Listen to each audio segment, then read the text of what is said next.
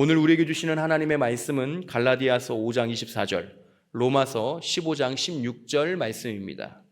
제가 말씀을 차례대로 봉독하겠습니다. 그리스도 예수의 사람들은 육체와 함께 그 정욕과 탐심을 십자가에 못 박았느니라. 아멘. 이 은혜는 곧 나로 이방인을 위하여 그리스도 예수의 일꾼이 되어 하나님의 복음의 제사장 직분을 하게 하사 이방인을 제물로 드리는 것이 성령 안에서 거룩하게 되어 받으실 만하게 하려 하심이라. 아멘.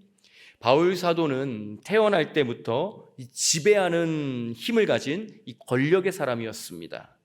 먹고 사는 일에 지장을 받지 않는 이 사회적인 위치에 있는 사람이 이 바울이었어요.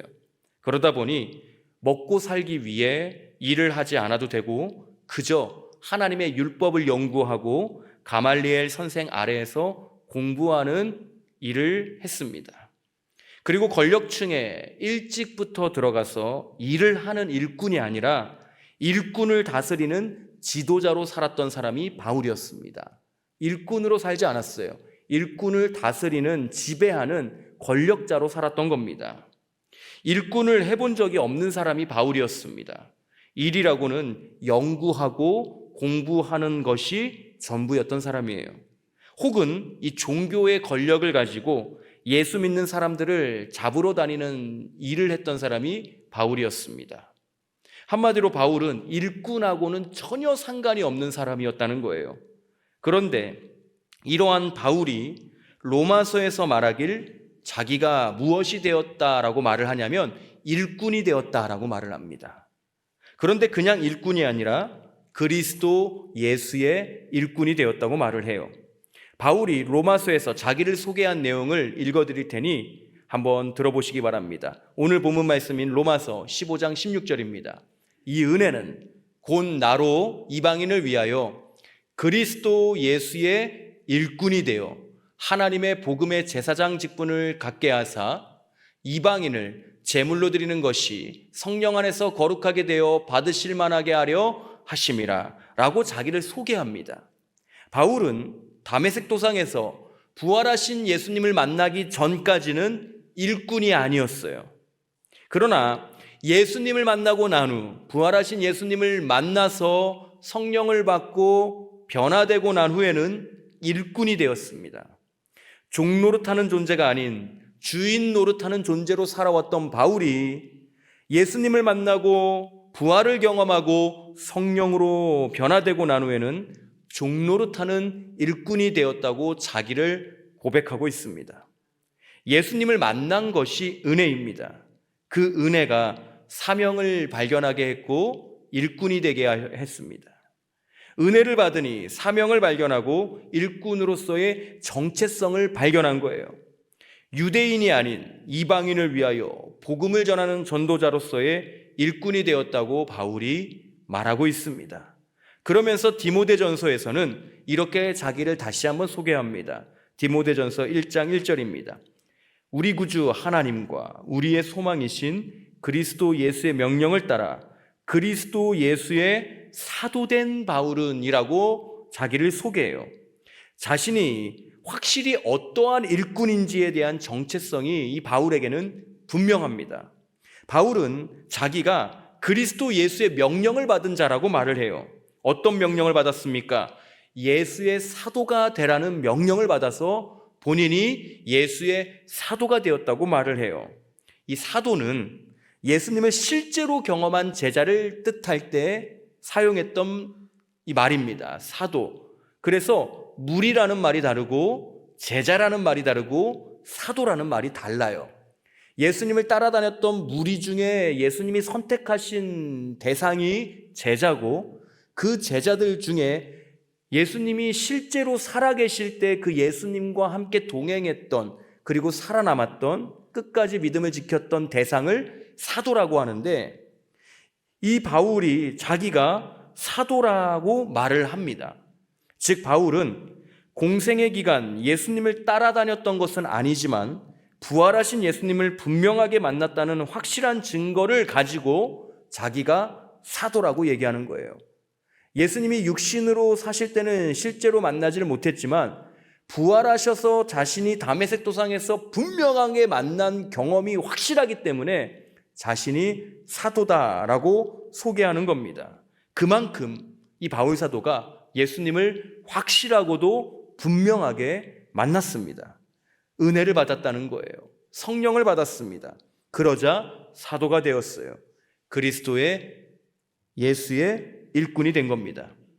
오늘 우리도 하나님의 은혜로 구원을 받았습니다. 하나님의 아들 예수의 피를 힘입어 구원을 받고 죄에서 해방되어 자유함을 얻었고 하나님이 주시는 하늘의 선물인 성령을 받았습니다. 은혜를 받았다는 거예요. 성령을 받았습니다. 그러자 우리는 그리스도 예수의 사람들이 되었어요. 우리도 바울이 고백한 것처럼 그리스도 예수의 일꾼이 된 겁니다. 바울이 이방인에게 복음을 전하는 일꾼이 되었다면 우리는 어떠한 일꾼이 되었습니까? 우리도 하나님께 받은 이 복음을 가르치고 전하는 사명을 가진 일꾼이 되었다는 겁니다. 예수님이 말씀하신 우리 그리스도 예수의 사람들의 이러한 사명에 대해서 마태복음 28장 19절과 20절 상반절에서 이렇게 말씀을 합니다. 그러므로 너희는 가서 모든 민족을 제자로 삼아 아버지와 아들과 성령의 이름으로 세례를 베풀고 내가 너희에게 분부한 모든 것을 가르쳐 지키게 하라. 하나님의 은혜를 받은 사람은 자신이 주인이 아님을 분명하게 깨닫고 살아갑니다. 예수님의 십자가를 묵상하는 사람은 종노릇하는 겸손함으로 살아가요. 성령으로 충만한 사람은 자신이 일꾼으로 사명을 감당하는 존재인 것을 믿고 또 그것을 고백하며 그 고백한 대로 일꾼으로 살아가려고 애를 씁니다. 그렇습니다. 우리 그리스도 예수의 사람들은 성령을 받고 변화를 받아 이미 그리스도 예수의 일꾼이 되었습니다. 하지만 일꾼이 다 같은 일꾼은 아니죠. 똑똑한 일꾼이 있고 조금 일처리 능력이 부족한 일꾼이 있습니다. 부지런한 일꾼이 있는 반면에 게으른 일꾼도 있어요. 모두 똑같은 일꾼이 아니라는 거예요. 한마디로 좋은 일꾼이 있고 나쁜 일꾼이 있습니다. 그렇다면 성경이 말하는 좋은 일꾼은 어떤 일꾼일까요? 첫 번째, 좋은 일꾼은 정직합니다. 좋은 일꾼은 정직해요. 주인을 속이지 않습니다. 주인을 기만하지 않아요. 히스기야 왕에 대해서 성경이요 칭찬을 아끼지 않습니다. 성경이 히스기야 왕을 칭찬하는 말씀을 제가 한번 읽어드리겠습니다. 열왕기야 18장 3절입니다. 히스기야가 그의 조상 다윗의 모든 행위와 같이 여호와께서 보시기에 정직하게 행하여 라고 기록하고 있습니다. 일단 히스기야가 다윗과 견줄 만큼 좋은 왕이었다고 성경이 기록을 해요. 여기서 히스기야에 대한 성경의 평가는 사실 끝난 겁니다. 다윗은 지금도 이스라엘 사람들이 기억하는 성군입니다. 예수님이 죽고 2024년이 지났는데도 불구하고 지금도 유대인들이 그토록 사랑하는 왕, 기억하는 왕이 누구냐? 다윗이에요. 이스라엘과 다윗은 떼어놓을 수 없고 이스라엘의 역사와 다윗은 떼어놓을 수 없습니다. 또 예수 그리스도를 믿는 유대인들도 또한 이 다윗을 엄청나게 중요하게 생각합니다. 왜냐하면 다윗의 씨에서 예수 그리스도가 태어났기 때문입니다. 한마디로 이 다윗은 이스라엘의 중심이며 이스라엘 역사의 중심이에요. 다윗은 성군이라고 부릅니다. 그런데 그러한 성군 다윗과 열왕기야 18장 3절을 보니 히스기야를 연결시킵니다. 히스기야가 그의 조상 다윗의 모든 행위와 같이 여호와께서 보시기에 정직하게 행하여. 하나님 마음에 합한 사람이 다윗이었잖아요. 그 다윗의 모든 행위와 같이 하나님 보시기에 이 히스기야가 어떻게 행동했느냐라고 성경이 기록하느냐? 정직하게 행동했다고 기록합니다. 정직하게. 남유다의 요아스 왕 때 일입니다. 요아스 왕도 하나님 앞에 정직하게 행했다고 성경의 평가를 받는 왕이에요. 그 시절에 요아스 왕은 예루살렘 성전이 피폐해진 것을 보고 마음 아파했습니다. 그래서 예루살렘 성전을 수리하고 남유다의 영적인 부흥을 이루는데 모든 힘을 다했습니다. 여호와 신앙으로 영적인 나라를 만들었다는 거예요. 이 요아스 왕부터 정직하고 하나님 앞에서 순수하니 백성들도 그 왕을 따라서 정직하고 순수했습니다. 지도자가 참 중요하죠. 지도자가 앞에서 영적으로 앞서고 정직하고 순수하니까 그를 따르는 백성들도 정직하고 순수하게 여호와 신앙을 가지고 회복하기 시작했어요. 성경을 보니 예루살렘 성전을 수리하던 중에 성전을 수리하는 일꾼들에게 인건비나 자재비를 줬습니다. 그런데 이 인건비나 자재비를 줄 때, 즉 임금을 계산할 때 회개하지 않았다고 성경에 기록되어 있어요. 참 재미있는 부분이죠. 성경이 참 세심하게 기록되어 있습니다. 회개하지 않았대요. 임금을 계산할 때 회개하지 않았습니다. 은 얼마로 인건비나 자재비를 일꾼들이 왕궁에 요구할 때 그 계산이 맞는지 일일이 따지고 계산해보고 왕궁이 그렇게 하지 않았다는 거예요. 왕도 정직했고 일꾼들도 정직했습니다. 하나님 앞에서 모두가 정직했어요. 하나님 앞에서 왕도 일꾼들도 모두 정직한 일꾼이었습니다. 이에 대한 말씀 열왕기하 12장 15절에 이렇게 기록되어 있습니다.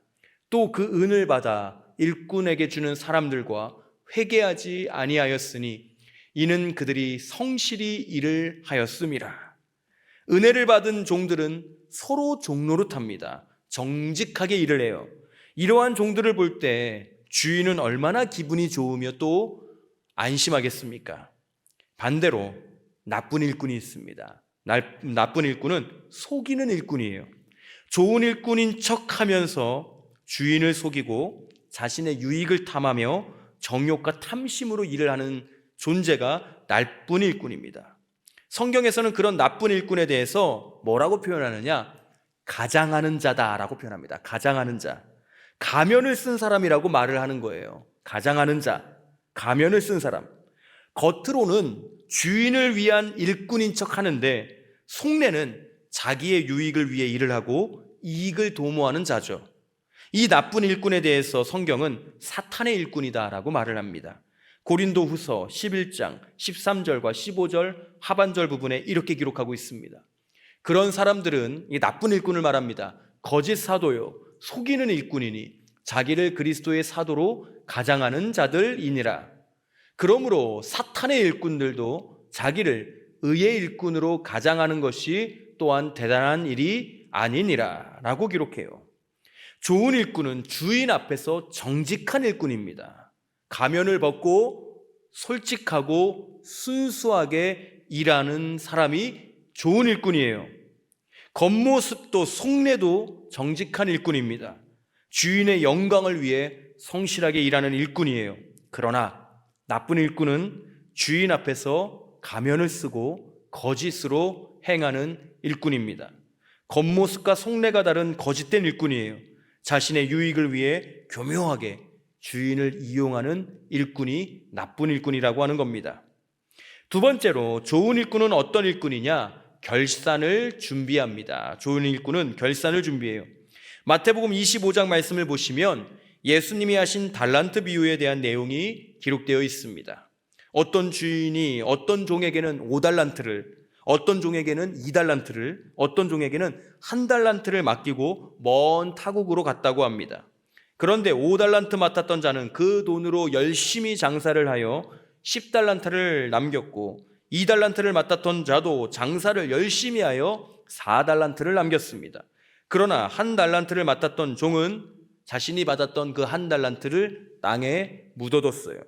그렇게 달란트에 대한 비유가 끝날 것처럼 보였는데 그렇게 끝나질 않아요. 예수님이 하시고자 하는 말씀은 이제부터였습니다. 먼 타국에 갔던 주인이 돌아온다는 말씀부터가 이 달란트 비유의 진짜 이야기예요. 주인이 돌아옵니다. 무엇을 하러 돌아온다고 주님이 말씀하시냐면 결산을 하러 돌아오신다고 말씀을 해요.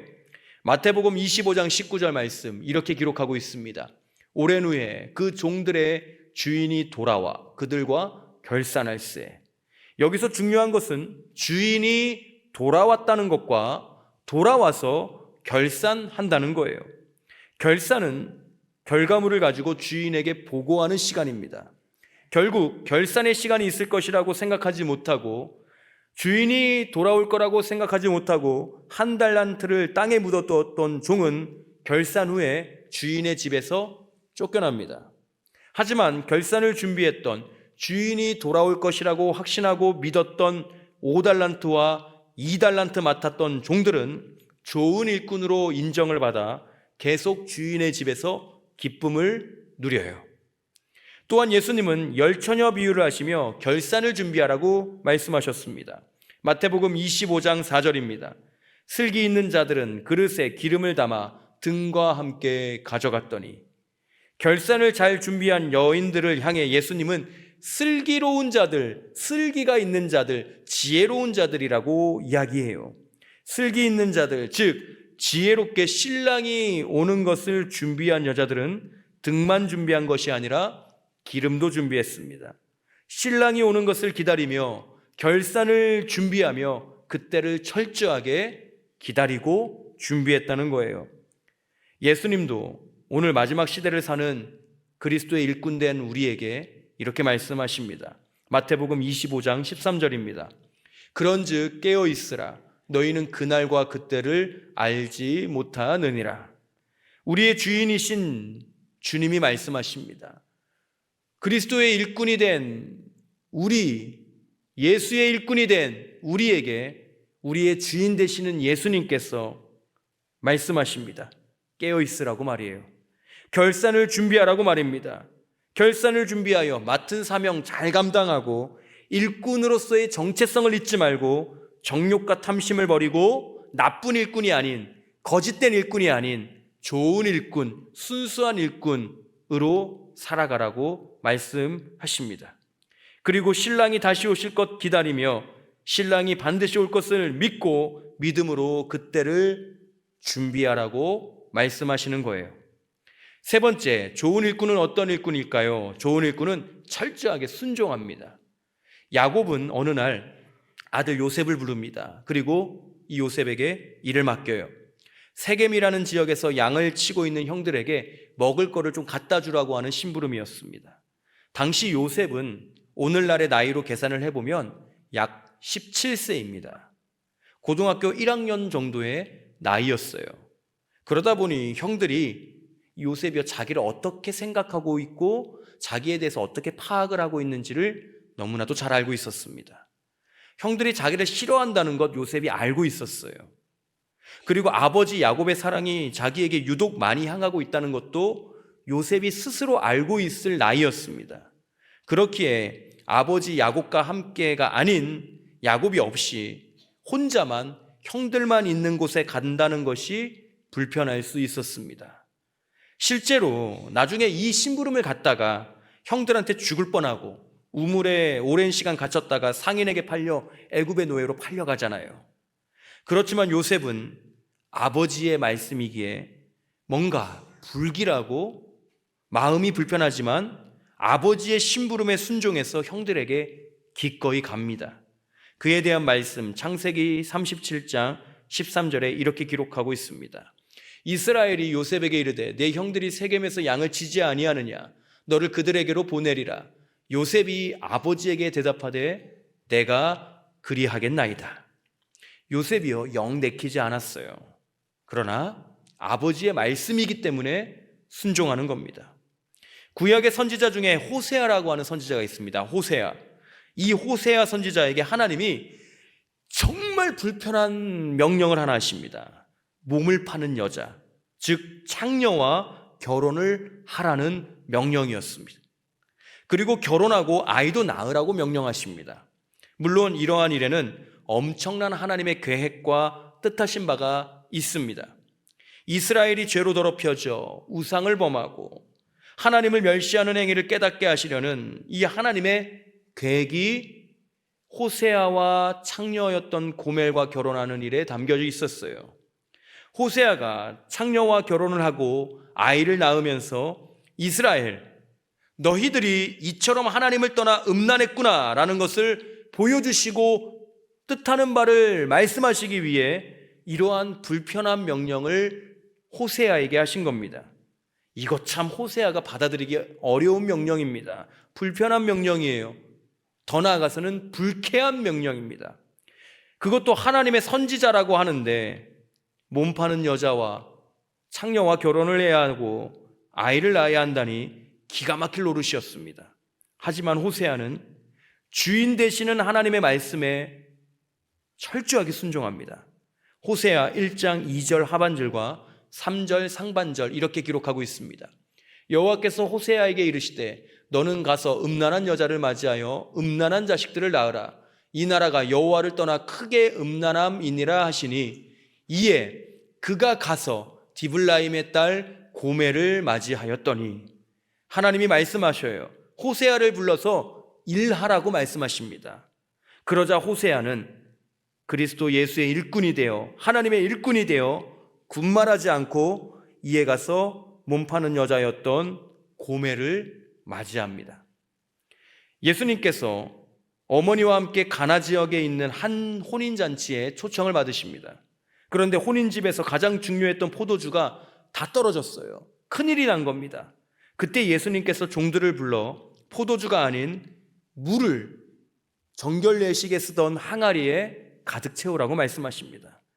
포도주가 떨어졌는데 포도주를 채우라고 하시는 것이 아니라 물을 채우라고 하셨어요. 사실 말이 안 되는 말씀이고 말이 안 되는 명령입니다.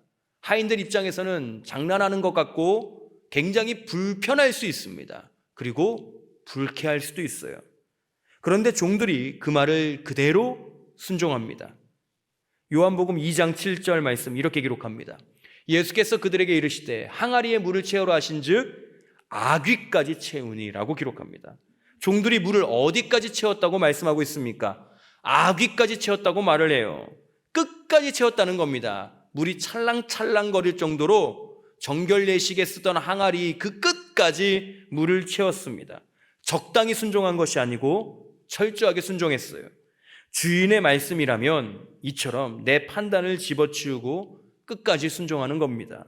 좋은 일꾼이에요. 좋은 일꾼입니다. 마지막 네 번째로 좋은 일꾼은 추천을 받습니다. 보통 추천은 내 이름과 내 얼굴을 걸고 하는 겁니다. 어떤 한 사람을 추천해 줬는데 그 사람이 좋은 일꾼이 아니고 나쁜 일꾼이라면 그 나쁜 일꾼인 사람이 욕을 먹는 것이 아니라 그 일꾼을 추천해 준 추천인이 욕을 먹습니다. 나쁜 일꾼인 사람이 아니라 오히려 추천해 준 사람이 망신을 당한다는 거예요.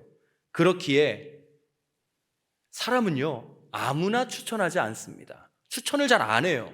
왜냐하면 내가 욕먹고 내가 망신당할 것이 분명하기 때문에 그렇습니다. 이익을 주는 일이 아니라 추천하는 일은 나에게 까딱하면 손해를 주는 일이기 때문에 추천하는 일을 쉽게 하지 않아요. 아무나 추천하지 않습니다. 나쁜 일꾼은 그렇게 추천을 받을 수가 없습니다. 바울이 한 여자를 로마에 있는 교회에 추천을 해요. 말씀을 먼저 보시겠습니다. 로마서 16장 1절입니다. 내가 갱그레아 교회의 일꾼으로 있는 우리 자매 베베를 너희에게 추천하노니 라고 말씀하고 있어요. 베베라고 하는 여자를 추천합니다. 이 베베라고 하는 여자는 바울보다 나이가 훨씬 더 많았던, 나이가 그윽했던 이 여자 부인이었습니다. 사부인 같은 존재였습니다. 그러니까 할머니 격이었죠. 베베라고 하는 여자를 추천해요. 나이가 많았던 그 여자를 추천합니다. 정확하게 베베라고 하는 여자를 추천하는데 그 여자를 이렇게 소개해요. 갱그리아 교회에 뭐라고 말하냐? 일꾼이다라고 말하고 있습니다. 일꾼이다. 일꾼이다. 바울은 예수님을 만나고 난 후 자기가 일꾼이라는 정체성을 깨달았습니다. 찾았어요. 그래서 자기를 그리스도 예수의 일꾼이다라고 소개하죠. 바울에게 있어서 그렇게 일꾼이라고 하는 이 말은요, 굉장히 영적인 말이고 또 굉장히 긍정적인 말입니다. 그리고 자기가 가지고 있는 일꾼이라고 하는 이 말이 하나님 보시기에 아름답다는 것을 스스로 깨닫고 확신하고 있는 사람이에요. 그 일꾼이라고 하는 좋은 말을 이 베베라고 하는 여자를 소개하며 붙인 거예요. 또한 바울은 데살로니가 교회에 편지하며 디모데를 추천합니다. 데살로니가전서 3장 2절과 3절 앞부분입니다. 우리 형제 곧 그리스도의 복음을 전하는 하나님의 일꾼인 디모데를 보내노니 이는 너희를 굳건하게 하고 너희 믿음에 대하여 위로함으로 아무도 이 여러 환난 중에 흔들리지 않게 하려 함이라. 이때도 바울은 일꾼이라는 말을 써요. 일꾼이라는 말을 디모데를 소개하며 사용하고 있습니다. 하나님의 일꾼인 디모데를 보낸다고 말을 합니다. 베베, 디모데에 대해서 바울은 자신을 가지고 교회에 추천을 합니다. 로마에 있는 교회에 추천하고 데살로니가 교회에 추천을 합니다. 이렇게 추천을 받는 일꾼은 좋은 일꾼인 거예요. 우리 그리스도 예수의 사람들은 모두 일꾼이라고 말씀을 드렸습니다. 그런데 이제부터가 정말 중요합니다. 좋은 일꾼은 어떠한 일꾼인지에 대해서 우리는 성경을 통해 깨달았어요. 좋은 일꾼은 정직하며 결산을 준비하고 철저하게 순종하며 추천을 받는다고 말씀을 들었습니다. 우리 그리스도 예수의 사람들에게 맡겨진 사명이 있습니다. 그 사명은 스스로의 믿음을 지킬 뿐 아니라 그 믿음의 기초되는 복음과 진리를 가르치고 전하는 겁니다. 그리고 신앙 공동체 안에서 서로 종노릇하는 거예요. 주인 노릇하는 것이 아니라 종노릇하는 겁니다. 나의 정욕과 탐심을 십자가에 못 박아버리고 예수의 마음, 겸손한 마음을 가지고 서로 종노릇하는 거예요. 우리는 이 일을 하라고 부름받은 예수의 일꾼이 된 사람들입니다. 먼저는 믿지 않는 자들에게 복음을 전하는 것이 우리의 사명입니다. 또한 우리의 사명은 신앙 공동체, 즉 교회 안에서 서로를 영적으로 축복하고 사랑하고 종노릇하는 사명이 우리 그리스도 예수의 일꾼인 우리에게 주어진 거예요. 결국 우리의 사명은 철저하게 믿음을 지키면서 그 믿음 안에서 전도 대상자들을 사랑하고 복음을 전하고 또 우리 믿음의 교우들을 사랑하고 섬기는 겁니다. 이 일을 할 때 가면을 쓰고 하는 것이 아니지요. 가식적으로 하는 것이 아닙니다. 정직하고 진실되게 하는 일꾼이 좋은 일꾼이라고 하는 거예요. 이 일을 할 때 예수님 다시 오실 것을 늘 깨닫고 다시 오실 예수님께 부끄럽지 않도록 결산을 준비하며 내게 맡겨주신 사명을 죽도록 충성하며 감당하는 일꾼이 좋은 일꾼, 그리스도 예수의 일꾼이다라는 것입니다. 이 일을 할 때 내 감정대로 하지 않는 거예요. 내 기분대로 골라서 일을 하지 않는 거예요. 철저하게 하나님께서 나에게 맡겨주신 사명을 감당하고 순종하는 일꾼이 좋은 일꾼이다라는 것입니다. 그리고 이 일을 할 때 마지막으로 추천을 받는 일꾼이 좋은 일꾼입니다. 어떤 분이 찬양을 참 잘해요. 어떤 분이 전도를 참 열심히 하시고 잘하세요. 어떤 분은 정말 겸손해요. 어떤 분은 겸손하게 성도들을 알게 모르게 잘 섬기신답니다. 어떤 분은요 사랑이 너무 많아요. 어떤 분은 기도의 자리를 정말 잘 지키십니다. 이렇게 추천을 받는 일꾼이 좋은 일꾼이라고 하는 겁니다. 우리 교회의 모든 성도님들은 좋은 일꾼이신가요? 좋은 일꾼이 되시기를 소망합니다. 아니, 이미 좋은 일꾼이시기를 주님의 이름으로 축복합니다. 성경은 그렇게 좋은 일꾼이 되라고 하면서 뭐라고 한 가지를 말씀하시냐면 은사가 서로 다르다라고 말씀합니다. 좋은 일꾼이 되라고 말씀하시면서 은사가 다르대요. 은사, 하나님이 하나님의 일을 하라고 교회를 섬기라고 복음을 전하라고 맡겨주신 재능, 이 은사라고 합니다. 이 은사가 일꾼마다 다 다름을 말하고 있어요. 이것에 대하여 바울 사도가 로마서에서 이렇게 말씀하죠. 로마서 12장 6절 상반절입니다. 우리에게 주신 은혜대로 받은 은사가 각각 다르니라고 말이에요. 사람마다, 일꾼마다 받은 은사가 다릅니다. 그런데 그 은사를 은혜대로 받은 거라고 바울이 말을 해요. 은혜대로 받았다. 은사 자체가 하나님이 주신 선물이라는 거예요. 그렇기에 그리스도 예수의 일꾼들은 자기가 가진 은사에 우쭐할 필요도 없고요, 주눅들 필요도 없습니다. 자기에게 주신 은사대로 우리는 하나님이 하라고 하신 영적인 일을 감당하면 되는 거예요. 잘나서 하는 게 아니잖아요. 바울이 말합니다. 은혜로 받은 것이라고 말입니다. 그러니 우리는 겸손하게 하나님이 주신 은사대로 하나님의 일을 감당하면 됩니다. 바울 사도가 이 은사에 대해 고린도전서에서 또 이렇게 말을 해요. 고린도전서 12장 4절입니다. 은사는 여러 가지나 성령은 같고라고 말이에요. 은사는 여러 가지인데 성령은 같습니다라고 말을 해요. 우리가 할 수 있는 것은 달라요. 그러나 목적은 하나라는 거예요. 성령이 우리 안에서 하시는 역할은 예수를 믿는 믿음으로 자기 본인이 구원을 받고 그리스도 예수의 사람이 되었다고 믿게 하는 역할을 성령님이 내 안에서 하십니다. 그리고 그 구원받은 기쁨과 감사로 좋은 일꾼이 될 수 있도록 은사를 발견하고 사용하게 하는 역할을 우리 안에 계신 성령님이 하고 계시는 거예요. 이러한 말씀을 종합해서 좋은 일꾼은 실제적으로 어떻게 해야 하는지를 베드로전서 4장 10절에서 이렇게 말씀을 합니다. 각각 은사를 받은 대로 하나님의 여러 가지 은혜를 맡은 선한 청지기 같이 서로 봉사하라. 각각 은사를 받은 대로 우리는 각각 은사를 누구나 다 받았습니다. 성령을 받았다면, 믿음이 있다면 하나님이 주신 은사가 누구에게나 있어요. 없는 사람은 없습니다. 그런데 이 은사를 받은 대로 하나님의 여러 가지 은혜를 맡은 선한 청지기 같이 서로 봉사하라고 말을 해요. 우리 그리스도 예수의 사람들을 보고 베드로가 청지기라고 먼저 얘기합니다. 청지기는 무엇을 맡은 사람을 말합니까? 은혜를 맡았다고 얘기해요. 하나님께서 우리에게 주신 은혜를 맡았답니다. 이걸 지키라는 거예요. 은혜 받은 것을 지키고 은혜가 새어나지 않도록 지키라는 명령을 우리가 받았습니다. 사명이 있어요. 은혜를 지키는 것, 받은 은혜를 누리는 것, 받은 은혜가 깨지지 않고 새어나가지 않게 하는 것, 그 사명을 청지기로서 우리가 받은 겁니다. 은혜는 나를 겸손하게 하고 남을 나보다 낮게 여깁니다. 은혜가 충분하면요, 여유가 있어요.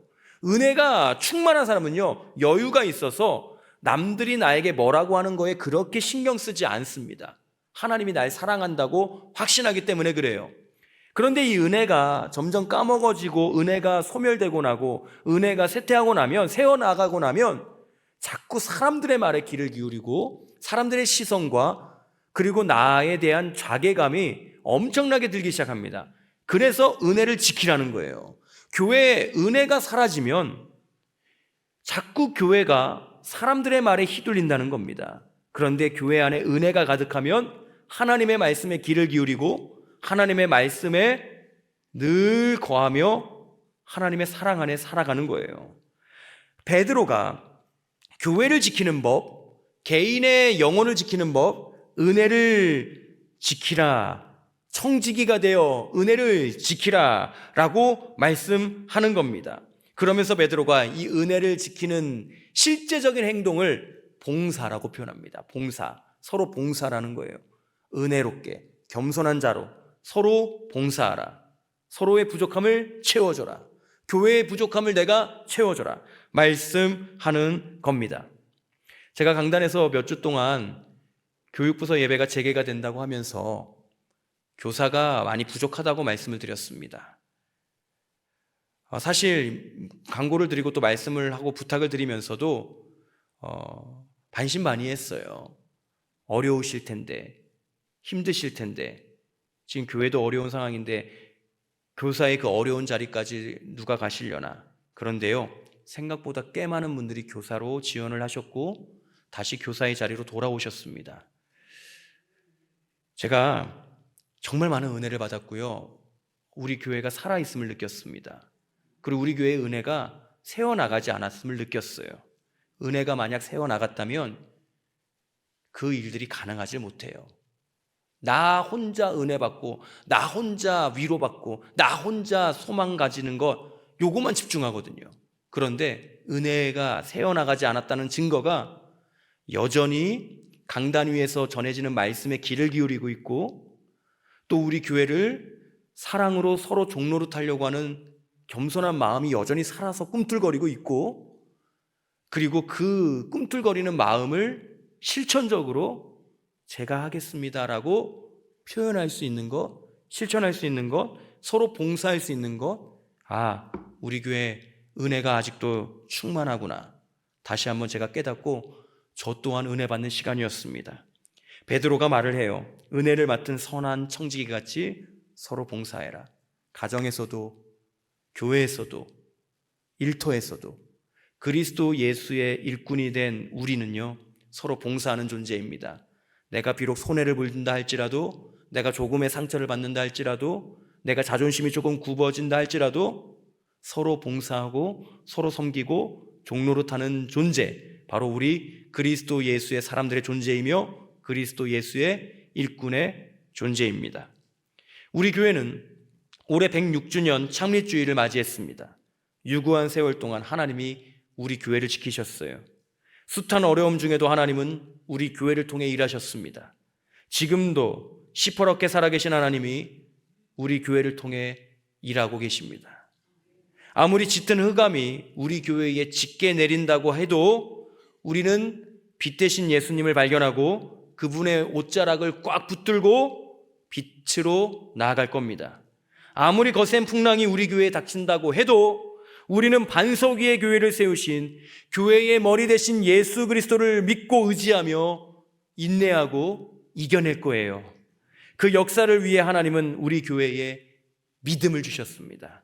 그리고 한량없는 은혜를 베푸셨어요. 우리는 그렇기에 오늘도 은혜로 살아가는 자들입니다. 우리는 우리의 탐심과 정욕을 십자가에 못 박은 그리스도 예수의 사람들이에요. 그리고 우리는 예수의 일꾼이 된 사람들로, 좋은 일꾼이 되기로 작정한 사람들입니다.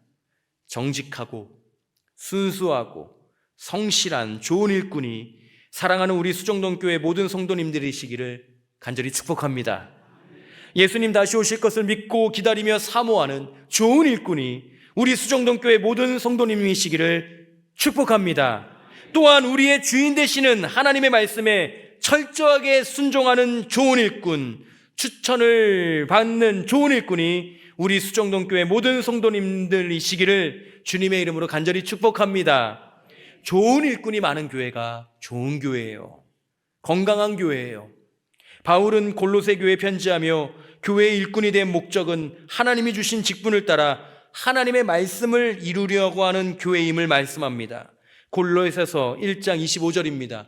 내가 교회의 일꾼 된 것은 하나님이 너희를 위하여 내게 주신 직분을 따라 하나님의 말씀을 이루려 함이니라.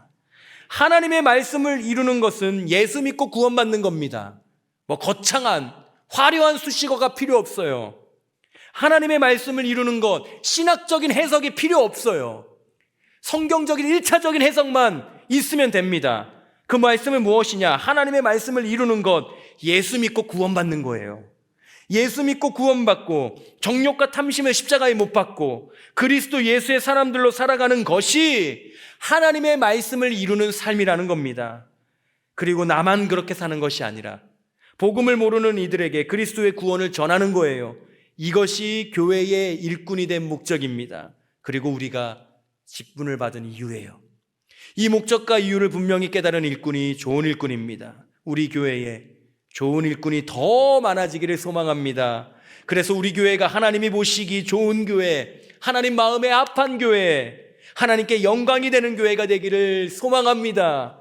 그리고 예수님을 누구보다 잘 믿고 진실한 마음으로 사랑하는 교회, 그 예수님께 받은 그 사랑으로 서로 종노릇하는 교회, 그런 겸손한 교회, 겸손한 성도님들, 겸손한 그리스도 예수의 일꾼이 되시기를 주님의 이름으로 간절하게 축복합니다.